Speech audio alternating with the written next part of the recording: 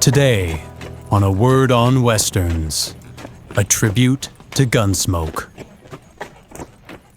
Tim's on is standing, and as a hungry actor, you're in town all of the year, and you want as much dialogue as you can get. And there's Jim standing there waiting while they're setting it up, and he's looking at the script, and he's, psst, no bird can say this. Psst, and I will let Chester say this. And he's staring, he doesn't want to speak,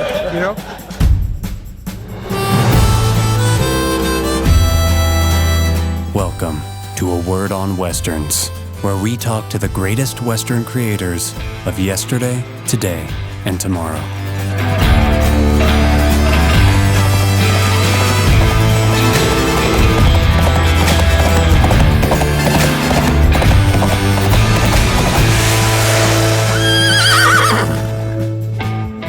It's one of the all-time great television shows, a 20-year run when they were making 39 episodes a year. Hi, I'm Rob Word, your host with RJ Word of A Word on Westerns, the podcast. Well, you just took my job there. I didn't even get to introduce myself, but you know what?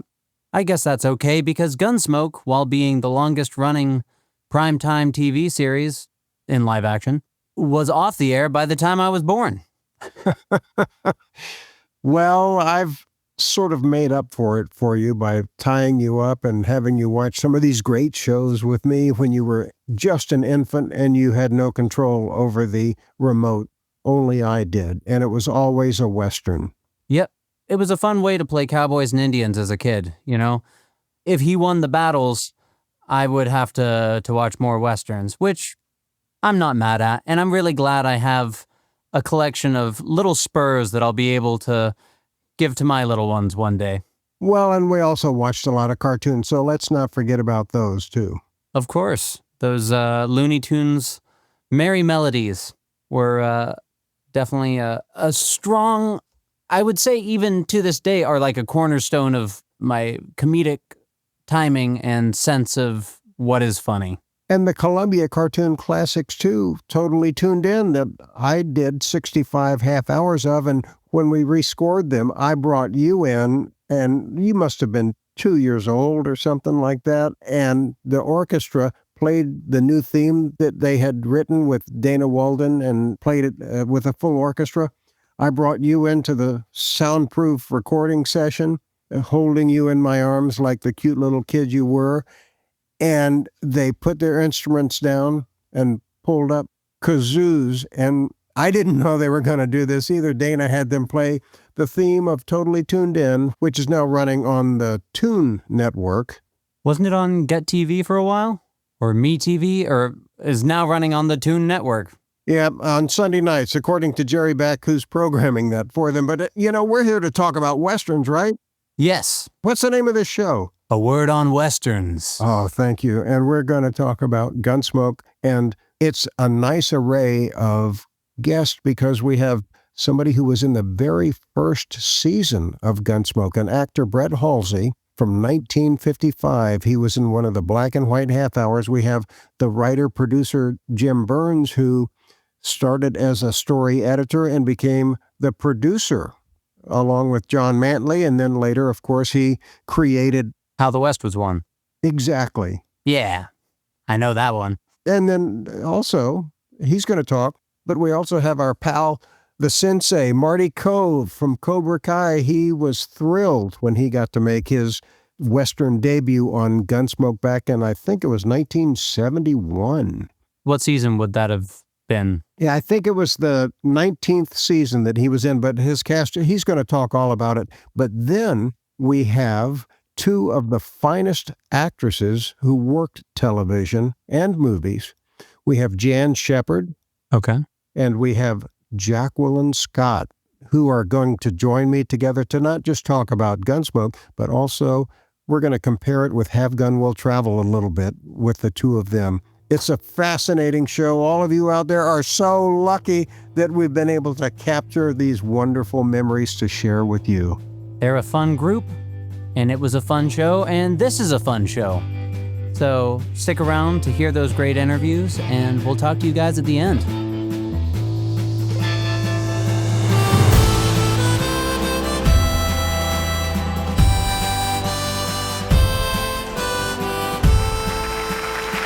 I am holding the Gunsmoke hat from Jim Byrnes, signed by Jim, on the inside of the sweatband. I would open it up and show you, but the sweatband would fall apart in my hands, and I can't do that.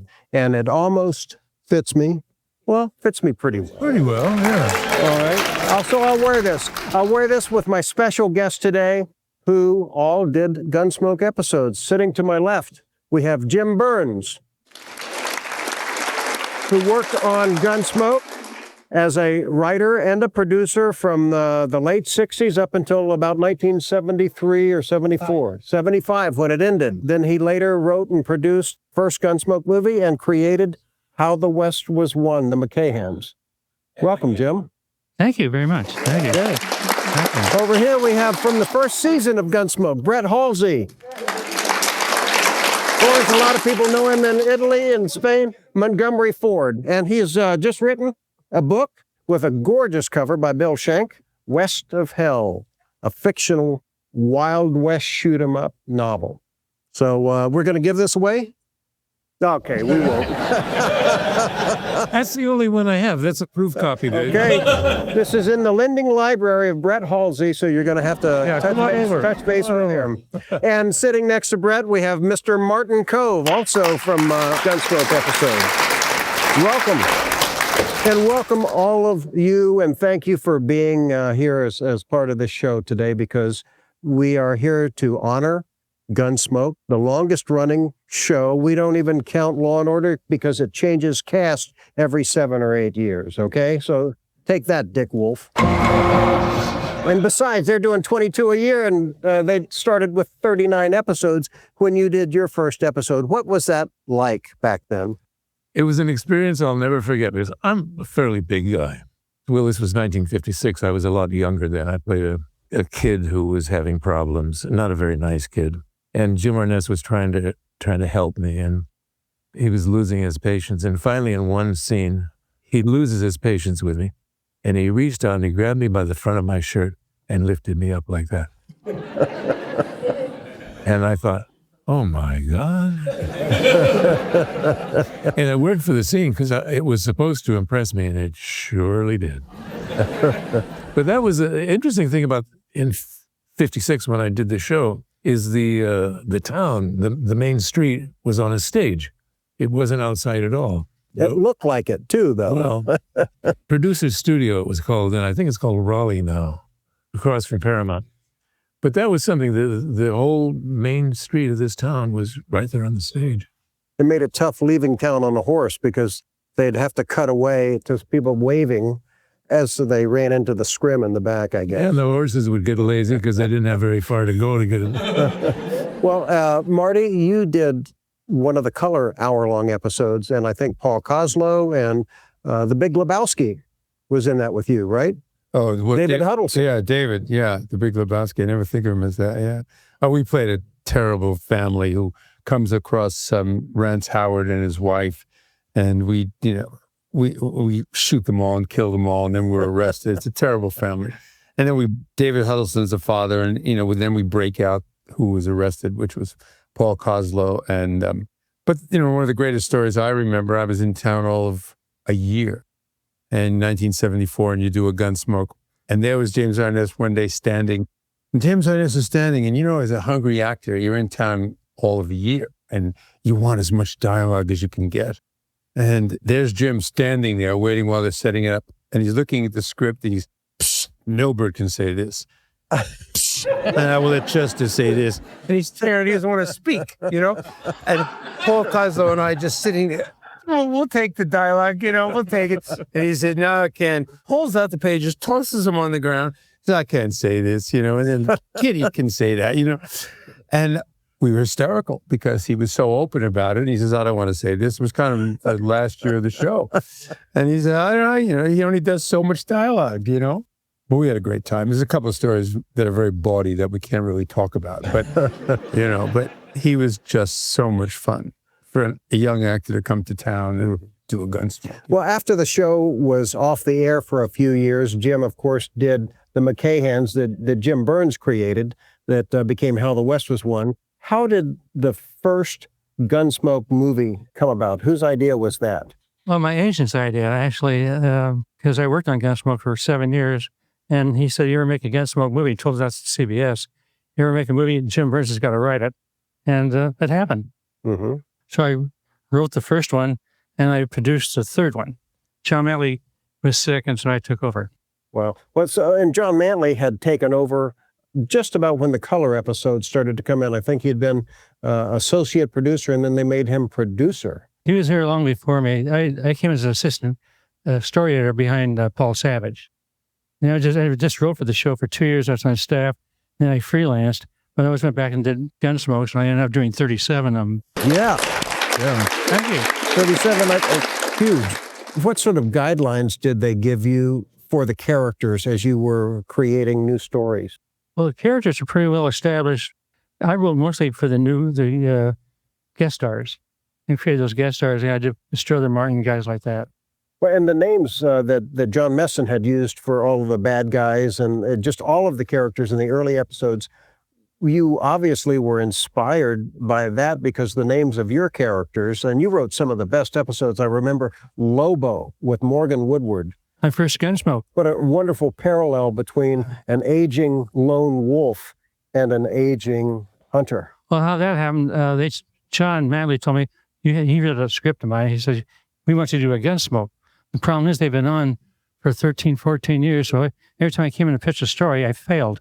They said, we did that one 3 years ago. We did that one 5 years ago. Or we don't want to do that one.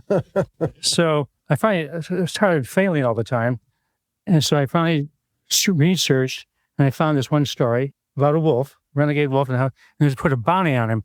I said, they haven't done that one. So I wrote an outline, and then I waited for everybody on the office to go to lunch. And then I walked in there, and went to Manley's office. I dropped the outline on his desk, and I left real quickly. About 3:30 that afternoon, John called me and said, we like this one, we want you to do it. So that was the start. And when Paul retired, they brought me in to do the story editor. Wow. So as the story editor, would you hire the writers, or were they already part of it and they'd submit? 4 or 5 guys who did most of the scripts. And I did the polishing. Sometimes I do rewrites and stuff like that. Sometimes I was up until 1 or 2 o'clock in the morning rewriting, we shooting the next morning. Yeah. How often did that happen in terms of, like, here's some fresh pages for today that you're shooting?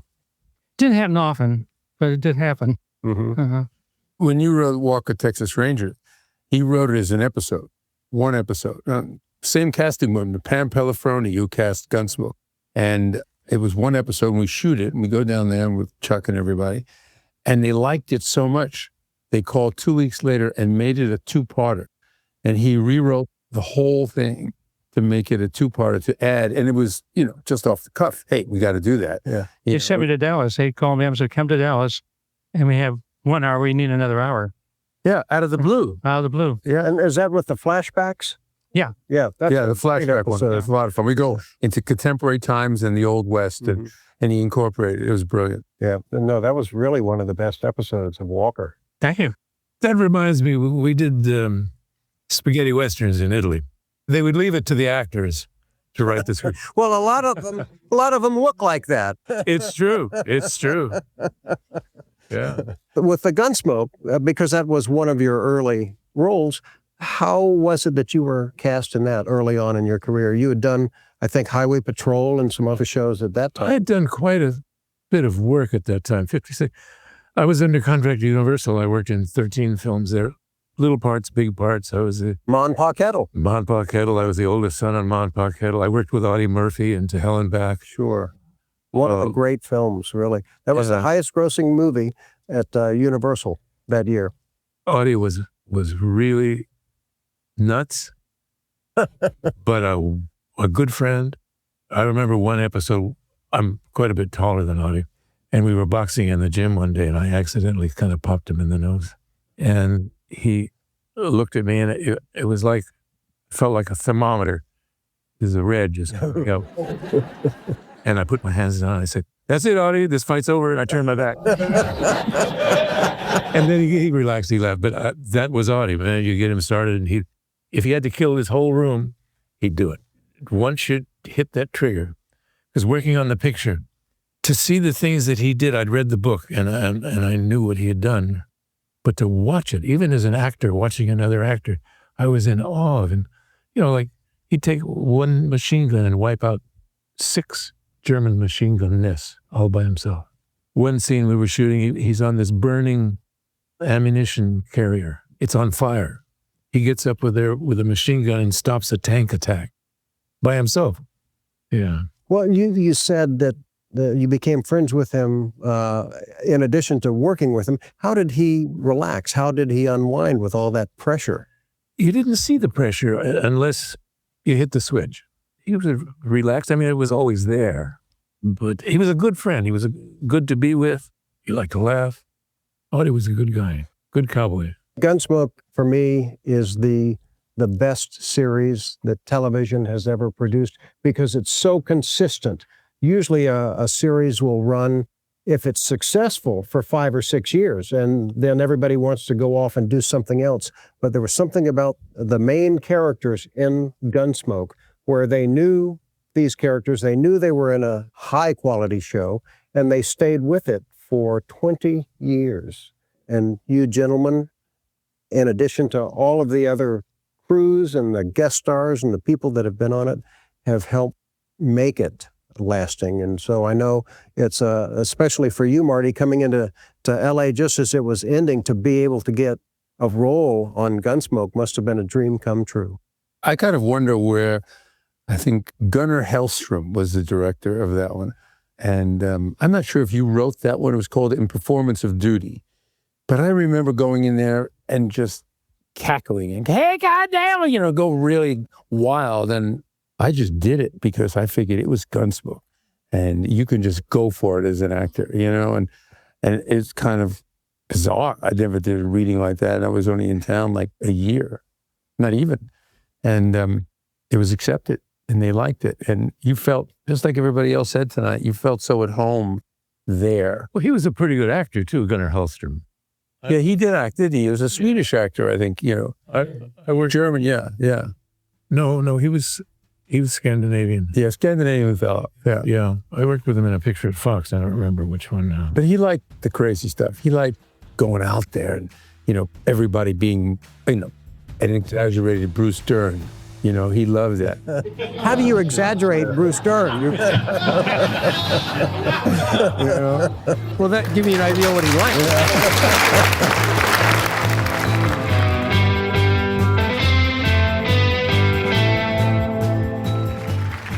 I am thrilled today because we're going to talk about Gunsmoke, and we have 2 of the leading ladies who did multiple characters in a lot of different episodes. We have Jan Shepard, who did 4 episodes. And 8, count them, 8 episodes from Jackie Scott. Thank you for being here. The show holds up so well, and it's because of roles played by people like you. Each time I see you pop up in one of the episodes, it's a totally different character. You play hookers. You play nice women. You play... I love playing hookers. Well, they're fun, aren't they? Yeah. They are. Much more interesting. Well, let me ask you about the first episode you did, which was one of the early half hours called The Tall Trapper with Tom Reese. And Strother Martin played her husband. Now, you didn't last long in that episode. Well, he killed me. Oh. I was falling in love with Tom Reese. Oh. Well, and you were a nice girl. I was a very nice girl. So, but Strother Martin was a very nasty husband. He beat me to death. Oh, he did. He beat her to death in that episode. I love Strother.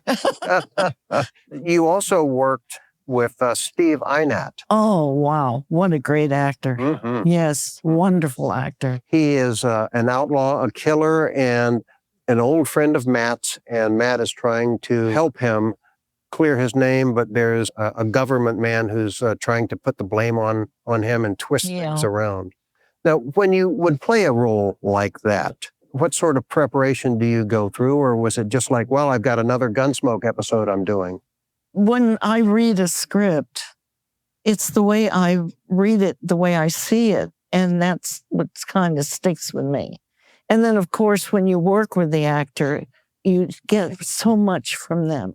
I was so lucky to work with really good actors, and they just make you look good. They're so terrific. And Steve Arnett was wonderful because he had a lot of great scenes. We had a lot of wonderful scenes together. And then he dies at the end. The tears start calling it up. So it's one of those lovely shows that you can really go from beginning to end on it. And you did several scenes with Arness in that episode too, where you went to him and asking for his help. I always heard how funny he was off camera. Yes. Yes. Well, I think Chester kept him laughing half the time. It's impossible to do a close-up with Dennis. He was just so funny, and he would try to make you laugh, and you really had to keep a straight thing. But Jim was lovely and was a funny guy. You think he's very quiet because he's so big and everything, but he was just a wonderful guy. Well, Gunsmoke had so many different characters who were the regulars on the show. Of course, Dennis Weaver as Chester, and then Ken Curtis as Festus. And Ken Curtis had a wonderful episode with you, Jackie, where you fall in love. How was Ken to work with in that? To set it up, I think there's a wounded person at your ranch. You're a widow. You've got 2 kids. The bad guys come. You go into town looking for Doc. You don't find Doc. I found Chester. You found... No, you found Festus. And so Festus ends up back at your ranch after the outlaws are gone, but then they come back and he pretends he's your husband. That was so different for him. One of his best roles, the warmth between the two of you was extraordinary. He was a wonderful actor. I'm sorry that I didn't get to do more with him because I never saw him, out of makeup. I hear he was very handsome, but I liked him just the way he was.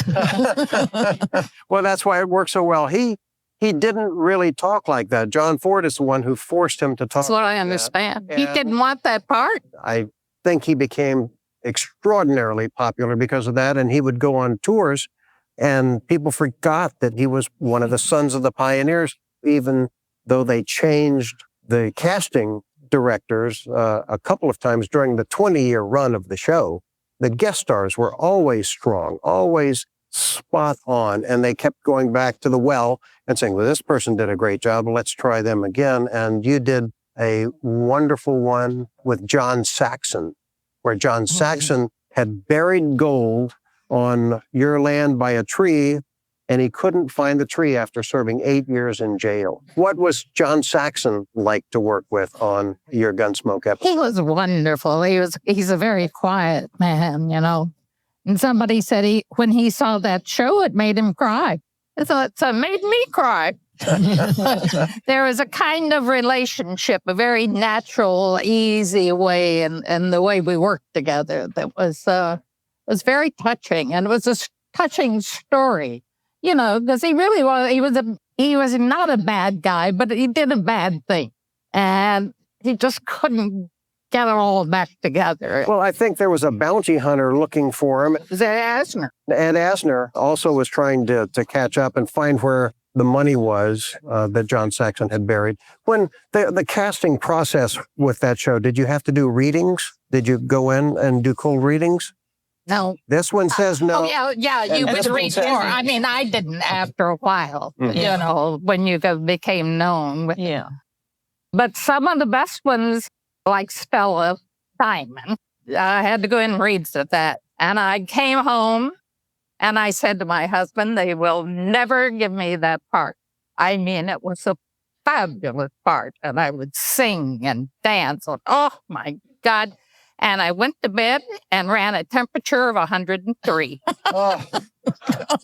I know the feeling. And they called and gave me the part, and the temperature went away. Is that the episode where you're opening a saloon across the street from the Long Branch? Right. So you had some great scenes with Amanda Blake. Oh, yeah. Now, too. She didn't like you being there. Nope. We were going to go to the restaurant for lunch, and we both had those costumes, those clothes were so beautiful. And it was in black and white. It'd just break your heart. They were so pretty. So I think I had on pink and she had on blue or something like that. And the hairdresser, Patty Whitting, she and Amanda were very, very close. So here we were with our two little hats with all of these feathers and pom-poms and stuff. And the hairdresser stood back, looked at the two of us, and came over and pulled the pom-pom out of my hand. I thought it was funny. She didn't want me to look prettier than Amanda. Which I never would anyway. No. The show was created as a radio drama. Yes. John Meston, who created some of those characters and gave them such unusual names that were real and honest. And the first 6 years of the show that were the half hours, just about every episode was a radio show script that they adapted for television. And you look at them and they're just brutal and real. That's why that show works so well. Other programs that were popular at the time, you look at those today and they're silly. They never leave the set, it seems like. And Gunsmoke, people can watch it over and over and over again because the characters come to life. I was with Amanda when she got the role of Kitty. Were you her roommate? We were roommates. There's something nobody. Yeah. Oh. Yeah, she was a frisky lady. She was a beautiful lady. But she wanted that role so bad that when she went on the interview, she went to Western costume and got dressed like Kitty would dress and went on the interview like that. And of course, she walked in with that red hair and gorgeous big girl, and she got the role, and it was wonderful for her. It was her great role, but she wanted it because her career had kind of slowed down. She was under contract at MGM and then Columbia. You know, she really needed this role, and she was perfect. They all were for the perfect. role. All She was perfect. She was really good. The radio cast thought that they were going to make the transition just like a lot of the other Was programs. that Bill done. Conrad? It was Bill Conrad and Parley Bear. Played Howard Kitty. McNear was Doc. And Kitty was Georgia Ellis. And they were so right for radio. And Bill Conrad had just the biggest voice. Gunsmoke, starring William Conrad. The transcribed story of the violence that moved west with young America. And the story of a man who moved with it. I'm that man. Matt Dillon, United States Marshal. The first man they look for and the last they want to meet. Ed Asner told me a story one time about Bill Conrad, and they thought they were going to get it, and they said, well, you know, we're going to probably put somebody else in. He came in to read, and they sat him down in the chair, and then when they said, thank you, Bill, and he got up to leave, and the chair stuck to him. That's what Asner told me. I don't know, that seems like it could be true, though, but he was obviously the wrong look for TV, but he ended up, I think, directing an episode, and of course, as canon, he became... Yeah, he did his own show, Right. That was good. His own presence. So you worked with Tom Reese. You didn't have scenes with him, the one called Friend, where he's a murderer, and you play, well, how can I say, an alcoholic prostitute. Yeah. And there was wonderful scenes where Dylan is questioning you, and you're drunk. How do you go about preparing to play a drunk scene? Because it was so real, and you could overdo it, you could go too far. And I don't drink. Really, I'm serious. I don't. And I just got very loose and tired. And I figured that's how the drunks get. I've been around a lot of drunks. And I imitate, you imitate people. And I love to observe people when they're not looking at me, and that's where you get your feelings for things. No, but Jim was wonderful because I guess I did it pretty well because he got so annoyed with me. Not really, but within the scene. And he would go, okay, now, did you see him? Did you, and he would irritate him, and it made him and it would look well, very good. Well, because you weren't giving him the information he needed. You were hiding Tom Reese up in your room. He'd come down the stairs with new bruises every he gave me a black eye. Not for real, but yeah. Of course. I took 2 glasses on I the saw bottle that. and we walked up the stairway and we were going to be together. Well, the stories hold up so well Yeah. because you made it so real. Do you have a favorite Gunsmoke episode? Yes, I think that the one I did with Steve Inett. Yeah, because that, the thing about Gunsmoke, whoever wrote Gunsmoke, and there were a lot of writers, they made women really good roles. Really, really fine roles and very good roles. And with that one with Steve, because I had a feeling that went right through till the end. I know he's going to die one day. And I'm trying to keep him alive. And so it was that kind of a thing, urging Matt Dillon to get him before he's killed. Get him, if he has to serve time, let him serve time, but keep him alive, and that was great. It was rare for a dramatic show like that, to have as a regular contributing writer a woman. Kathleen Haidt Yes. wrote a lot of those episodes with, like you're saying, very strong women. Yes. I have a very strange thing about Gunsmoke. Norman MacDonald. I got picture after picture, Virginians. He would just send me a script.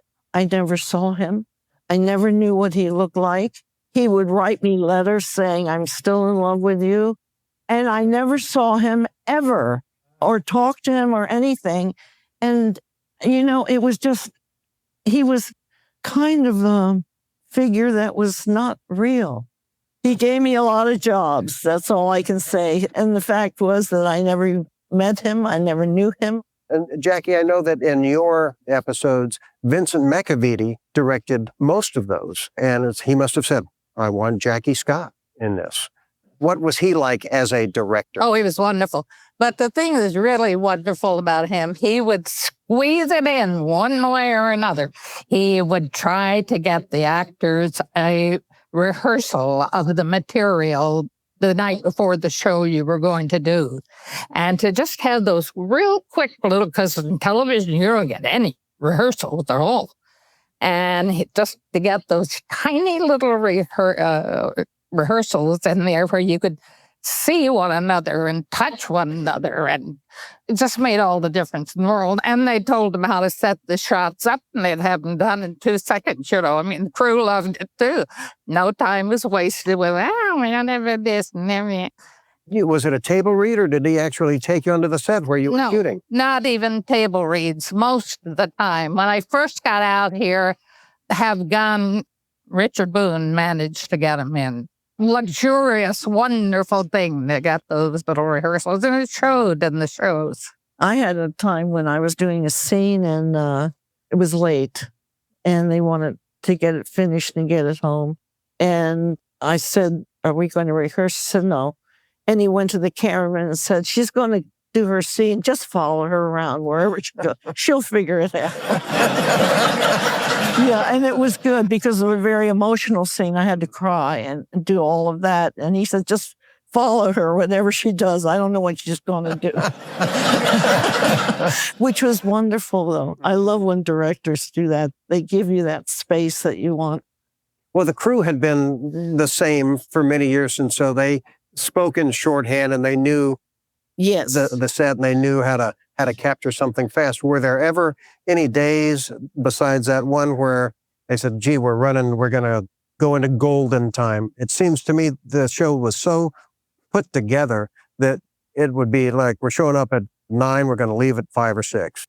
Yeah, I think maybe Jim has something to do with that because they work so hard. They've got so many lines. And if you don't get your rest, because they say that's the most important thing anyways, to get your sleep. And I think Angela Lansbury did that on Murder, She Wrote. At 6 o'clock, that was it. And everyone went home. And she did that all the years she was in. My son worked on the show for 10 years. It was a great run. And 20 years is just magnificent for that show. And you two both were in at the beginning with the half hours, Yeah. went through into the color episodes with just We finally got into color. It took us a while. Yeah, but- who knew Arness was wearing a pink shirt? Yeah, it was wonderful. Thank you both for being here, and thank you so much for the great performances over the years, too. I love You. Really. You.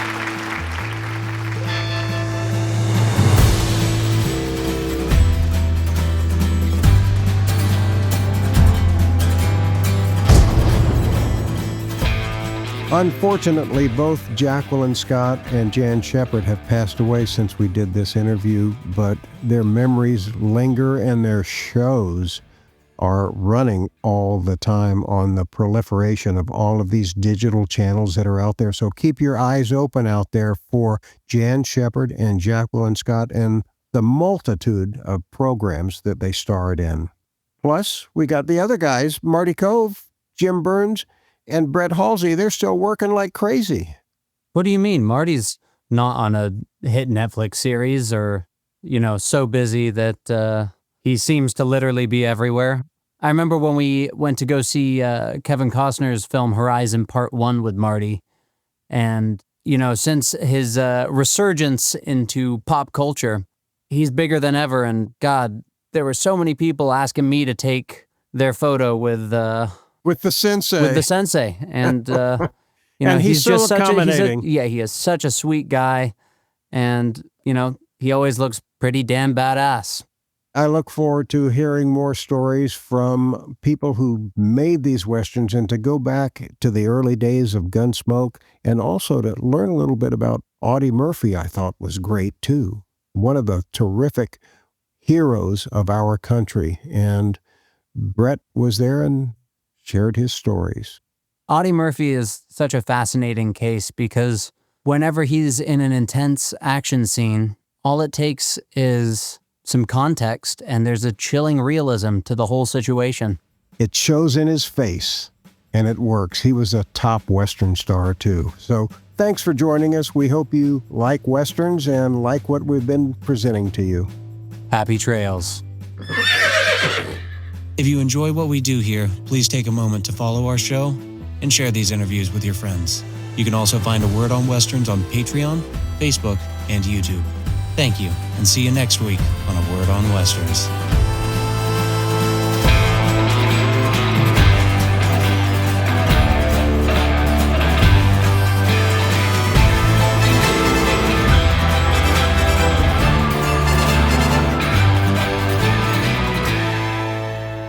Westerns is produced and hosted by Rob and RJ Word and produced by Caroline Parker Stark. Edited by Alex Lockett and Boar and Ebor Dro. Location audio is provided by Richard Reagan. Sound design by Alex Lockett. A Word on Westerns theme song was composed by Karel Pasoda with additional arrangements by Shipwreck Music and RJ Word.